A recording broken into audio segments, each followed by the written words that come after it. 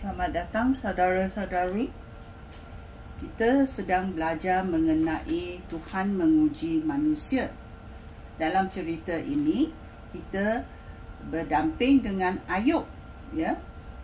Ayub adalah seorang yang karakternya, ya, ada kesucian, kejujuran, takut akan Tuhan, abdi kepada Tuhan, baik dan setia, ya.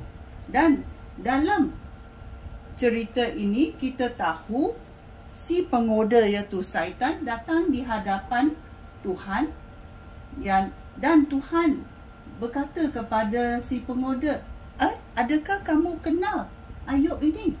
Dia setia kepada aku, ya. Dan Tuhan berkata, ya, Ayub ini sangat setia kepada aku, ya, dia akan mengatasi segalanya. So si penggoda syaitan berkata, mari kita uji dia. So ujian pertama yang berlaku adalah kehilangan harta dunia. Ayub kehilangan harta dunia. Dan kedua, ya, Ayub kehilangan kesihatan. Nombor 3, Ayub, ya, ada isteri yang menuduhnya supaya jangan menyembah Tuhan lagi kerana apa yang berlaku. Dan keempat, hari ini kita mau belajar bahawa kawan-kawannya, ya, menuduh dia. Kawan-kawannya menuduh dia. Inilah orang yang paling dekat dengan Ayub, ya, tetapi mereka menuduh Ayub kerana mereka berkata Ayub ada, ya, dosa yang tersembunyi, ya, ada dosa yang tersembunyi. So bila kita mau baca cerita Ayub adalah dalam Ayub, bahawa kawan-kawan menuduhnya dalam babak 4 sampai babak 25. 3 orang kawannya datang, ya, melihat Ayub, dan mereka tidak ada apa-apa nak bercakap dalam 7 hari bila mereka melihat penderitaan Ayub. Dan tetapi selepas itu mereka cakap banyak, ya, mereka cakap banyak supaya kita tahu apa akan berlaku, ya. Adakah Ayub mengatasi segala yang dikatakan oleh kawan-kawannya, ya, penuduhan yang dikatakan oleh kawan-kawannya, adakah dia benar, ya?